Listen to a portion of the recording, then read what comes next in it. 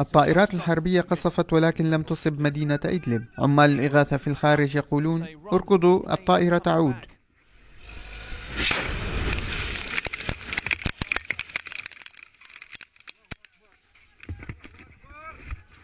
عامل الإغاثة هذا من وحدة الدفاع المدني السوري، يعمل داخل المستشفى. مات واحد من زملائه وجرح 5 آخرون. 12 شخصا هو مجموع القتلى.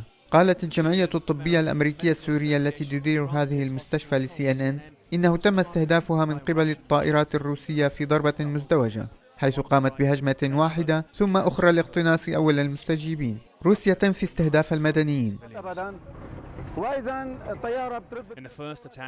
في الهجوم الأول لم تكن هناك إصابات حسب قول هذا الرجل المحلي، ثم عادت الطائرة الحربية في الوقت الذي تجمع فيه كل الناس وأطلقت صاروخين مرة أخرى.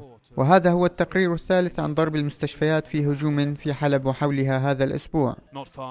وليس بعيدا، غربي حلب يجد فريق الإنقاذ ما يقول إنه قنبلة عنقودية غير منفجرة، علاماتها مرئية. ونفت روسيا الخميس استخدام الذخائر العنقودية، ولكن 2 يبدو أنهما سقطا من خلال هذا السقف في هذا المنزل، مما خلق هذه الثقوب تحت قدمي هذا الصبي.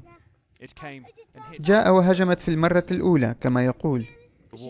الطائرة الحربية أطلقت صاروخا به قنابل عنقودية. جاءتنا لم يصب أي منا، ولكن جارنا عبد العزيز بشير أصيب وقتلت امرأتان.